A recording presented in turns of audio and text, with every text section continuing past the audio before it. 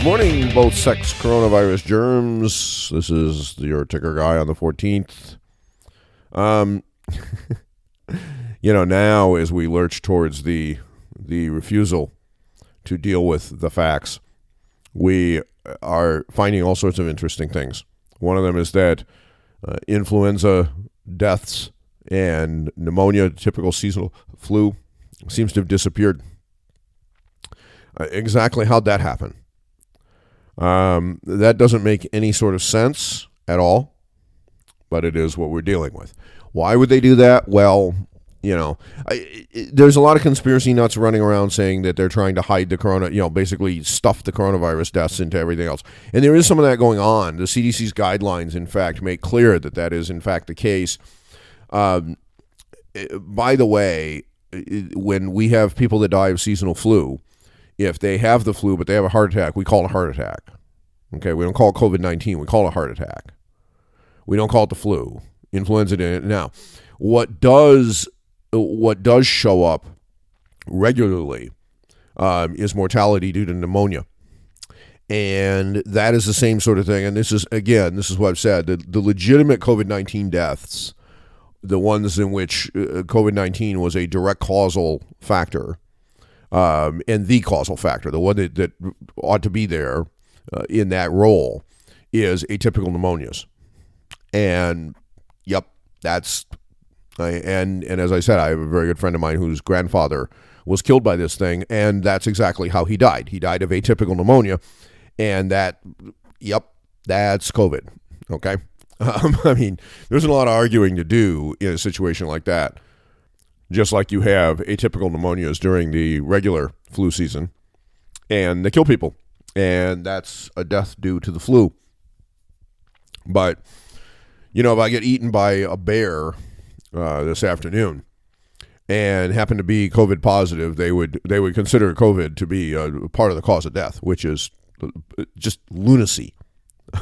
and yet this is, CDC actually endorses this kind of thing. Well, if it could have possibly had some connection to it, oh my God. Okay, listen, coroners and stuff, do they go down the comorbidity list when they actually list cause of death?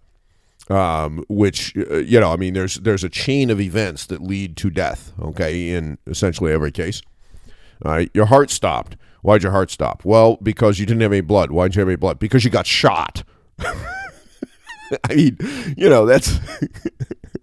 all right. So that kind of thing is normal when you start looking at this. If I know it sounds a little morbid, but I've looked at my shared death certificates. So, my family, unfortunately, but that's just the way it is. All right. I want to talk about a couple of other things and bring these up and bring them to the forefront. We have physicians who are saying that only 12% of those people over the age of 20 in the United States are metabolically healthy without the use of drugs. All right, so what you're basically saying is that, and by the way, this is a physician who wrote this. It is a column in the New York Times. I missed it. It was posted on my forum in the comment section. I went read it this morning. And what that basically means is that physicians are worthless. That's essentially what we're saying. We're saying that the entire medical profession, the dietary profession, all of this, and all of the apparatus within the government, within the both the private sector and within the government sector, all of those, NIH, all of these people, every last one of them, we need to build guillotines and gallows. We do not need to be issuing any more plaudits and any more congratulations to any of these people. We literally need to get them completely out of the public square on a permanent basis, because if you only have 12% of the human beings in this country who are metabolically healthy, you're doing it wrong. Now, I don't know whether or not that statistic actually holds water or that's somebody's puffery. I know that the rate of obesity and things like this is extremely high. I also know that we have a crazy number of blown hypotheses that we continue to push in the medical system, one of them being this lipid nonsense, which by the way, has not been proven in any sort of way, and that these drugs on a chronic basis have their own morbidities that they bring. Some of them are actually quite dangerous, and yet we continue to hand them out like candy.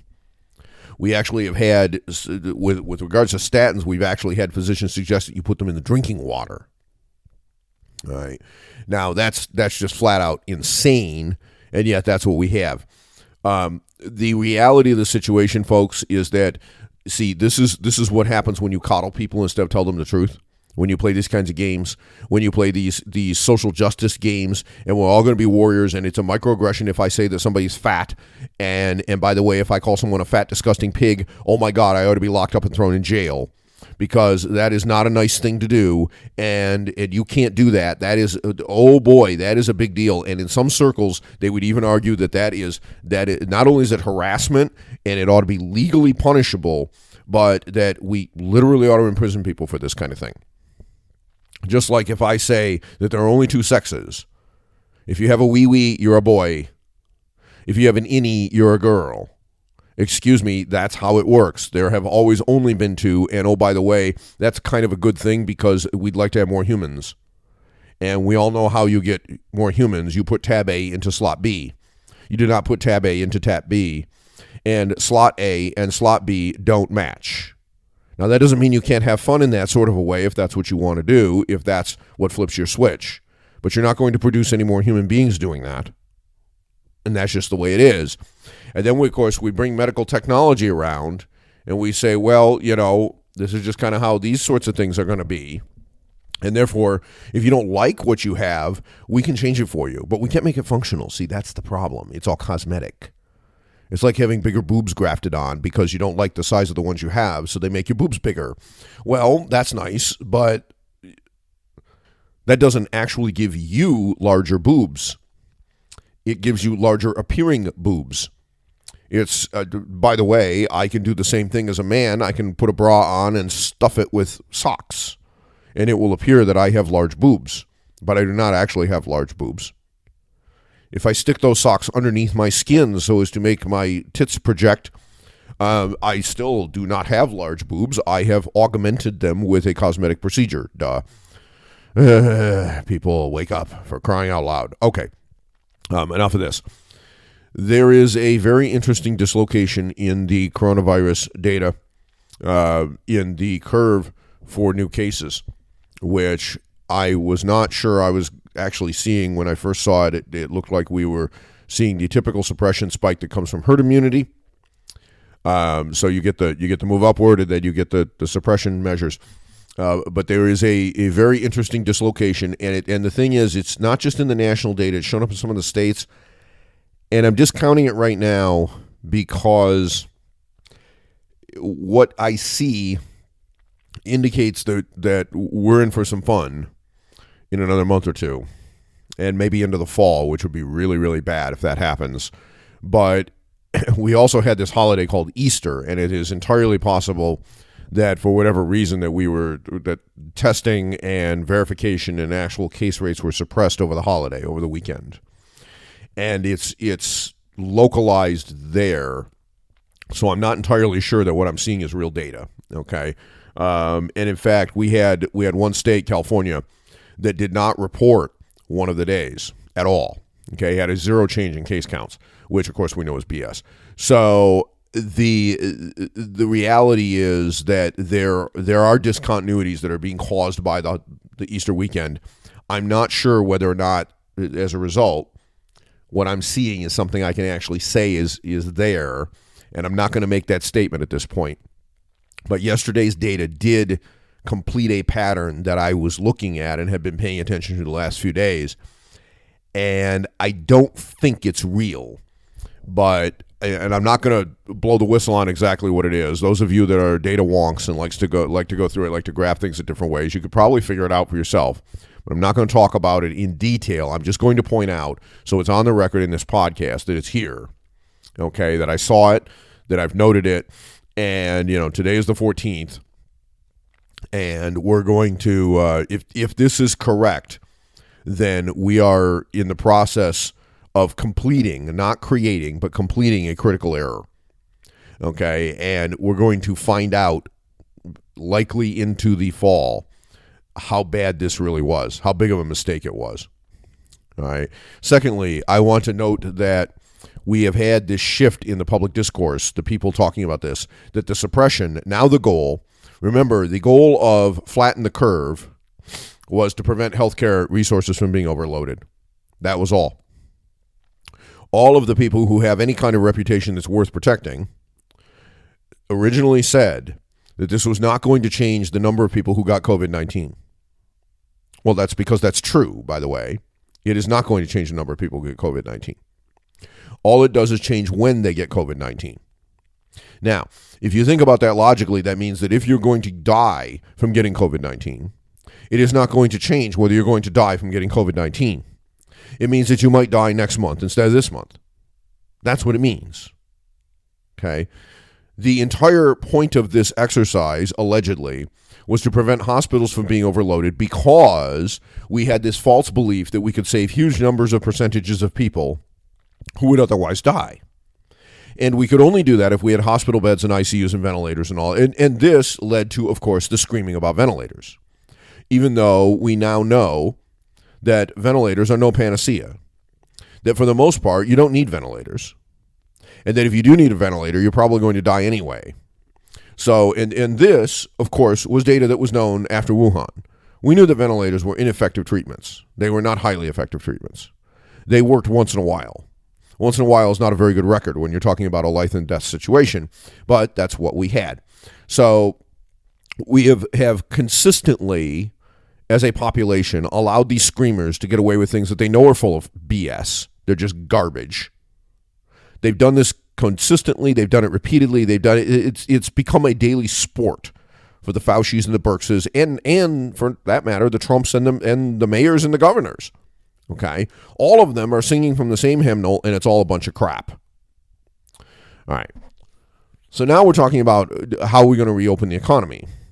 And everyone's saying, well, we can do this with social distancing still in place, and we can do that. No, you can't. Okay? Listen, folks, the hospitality industry, which is the one that has been especially monkey-hammered, cannot function under that model. It just cannot. So what was the real point of this 30 days to slow the spread after it was 15 days to slow the spread? So really 45 days to slow the spread. What was the actual point of this? Was it to lock down the economy permanently until there was a vaccine? Because there isn't going to be a vaccine, folks. There will never be one, in all probability, that is durable and works. But even if there isn't going to be one for 18 months. So was the original goal to lock down the economy for 18 months? We can't do that. You do that, everything collapses. Supply chains fall apart and everything goes to hell. And by the way, for those of you that think that this is not going to become a continuing problem, I had somebody that, that Smithfield plant's only 4% of production. Folks, you have absolutely no idea how this actually works. Those of you that have never actually worked in one of these plants or been around them or been around agriculture and how machine-based agriculture works today have no clue what the blankety blank you're talking about. And by the way, that same brand of agriculture applies to every other thing in our economy. Let me just explain this when it comes to hogs, okay? And the same thing, by the way, applies to broilers, chickens. All right. Have you noticed that all of the racks of baby back ribs in the store are approximately the same size? And all of the racks of spare ribs, all the pork rib products. Have you noticed that for the most part, all of the loins are approximately the same size? Yes, there's some difference in weight, but not very much. Okay? Has it ever sunk into your tiny little pea brain that what this means is that all of the hogs that go into the slaughterhouse are of approximately the same size? Has that ever sunk into your tiny little brain? Have you ever noticed that most of the chickens, the whole broilers that you buy in the store, are of approximately the same size? Have you noticed that a package of chicken breasts, skin-on chicken breasts, is all four breasts are approximately the same size? Have you ever thought about why that is? Well, that's because the chickens are approximately the same size. The hogs are approximately the same size. And that is because we have a very efficient factory-based farm system that produces these. And you hear people scream about factory farming all the time. But the fact of the matter is that factory farming is why there are chickens and why there are pork products and bacon and everything else in very decent-sized quantities that you can buy at reasonable prices all over the United States. Without it, you would not like what chicken costs. In fact, you can buy farm chickens. They'll slaughter them for you and hand it to your children. Off you go. By the way, you need that to go into the oven or whatever you're going to cook it like right now. Okay? Yeah. If you're not going to process and maintain temperature controls and things like this, you slaughter it and you eat it. Okay. When you think about the way this works, folks, these hogs, they get to the size that they are for slaughter, and they need to go to the slaughterhouse now. What happens if you can't? Well, the space in which they are being raised holds a grown hog that is ready to go to the slaughterhouse. It doesn't hold a bigger one. And by the way, it doesn't stop growing. So you have a problem. You have hogs and nowhere for them to go. Then you have a bigger problem. How do you think that hog got there when it got to that barn? Well, it was a piglet. It was a piglet that had been weaned and therefore can be fed and raised as an independent animal. It doesn't need its mother to suckle off of anymore. Okay? And the piglets that are ready to go into that facility for the next batch, they already popped out of their mommy and they're suckling on her teat. Well, this other one is getting to its market weight and getting ready to be sent to the slaughterhouse and turned into pork chops. If you do not have anywhere for the little one to go, it becomes too large as well for the facility in which it's being raised. Now you have a problem. The only thing you can realistically do is kill those animals and bury them, literally, destroy them. But then you have another problem. You can't let the sows get pregnant, because if they do, they're going to make more pigs. And where are the pigs going to go? Well, you're not going to do that. You're not, listen, if you are breeding these things, okay, the reason you breed them is because you get paid for the piglets. Well, if nobody's paying you for piglets, you're going to stop breeding them, which means that the money flow for everybody in the supply chain gets cut off. But you cannot just turn this thing back on and say, oh, by the way, we want more pork chops. It doesn't work like that. The same thing's true with chickens. Same thing's true with cows, too, except with cows, the cycle time is 2 to 3 years, which is much more serious. It also means there's a little more slack in the system, but not all that much. You have to understand that this is not just limited to farms and produce and things like this, okay? It's also true with most of the other things that we use in America. We have a supply chain that runs for gasoline and heating oil and diesel fuel. We have a supply chain for lubricating oils. We have a supply chain for the bearings and sleeves and other things that go into machinery. We have a supply. All of these things are interconnected. All of them have interwoven links, and all of them rely on other processes. And we have run a huge percentage of those links, supplies, and processes through foreign countries, including China, where the Chinese virus began. By the way, you notice that Trump isn't calling it the China virus anymore? Yeah, I wonder who told him that he was going to F him up the you-know-where if he didn't cut that out. And so rather than put this where it belongs and deal with it as it is, we are now bending over and genuflecting to Chairman Lee. Z. I'd like to give Z a W88 up his butt and then follow it up with 2 or 3 more for the rest of the Communist Party members. We are probably not smart enough to disentangle ourselves from them, but we ought to be, and we ought to start now.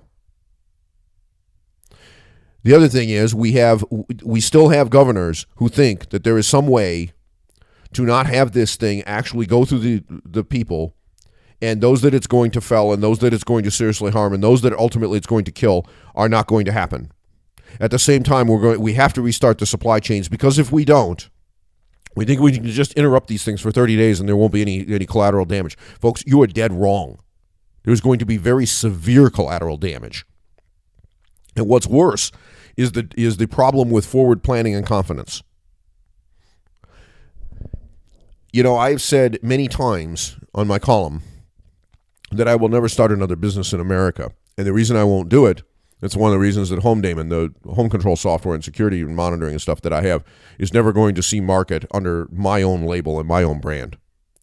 It's the reason that my LLC is going to be shut down, okay? Because the reason that existed was basically as a technology farm for me to work on projects, and if I found something that looked like it was, oh my God, this is going to be the next great thing, I already had the corporate structure necessary to get the second level stuff up and running before getting large enough that a C Corp once again made sense like it did for MCS. Okay, C Corps, by the way, start to make sense when you want outside investors and things like that. And there's, I could go through a 20-minute podcast just on that alone. I won't do it here. But having an LLC in place is very useful in a number of different areas, including tax and things like this. But and they're not expensive to maintain. Okay, so having one that you don't really use for much, other than as the name under which you do your podcasts, is it doesn't cost much. Right? It's a few $100s a year. It's no big deal. But I have made the decision that is all being turned off. It's being shut down. All that's being dismantled.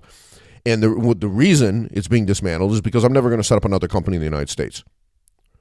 And what you're seeing happen today is part of the reason why. All right. You got to realize, folks, that if you're being BS'd by the government on a continuous basis and they're going to screw you out of this, you're never going to have it again. You're never going to come back to where you were. Folks, I want you to pay attention. I've talked about this too when it comes to energy.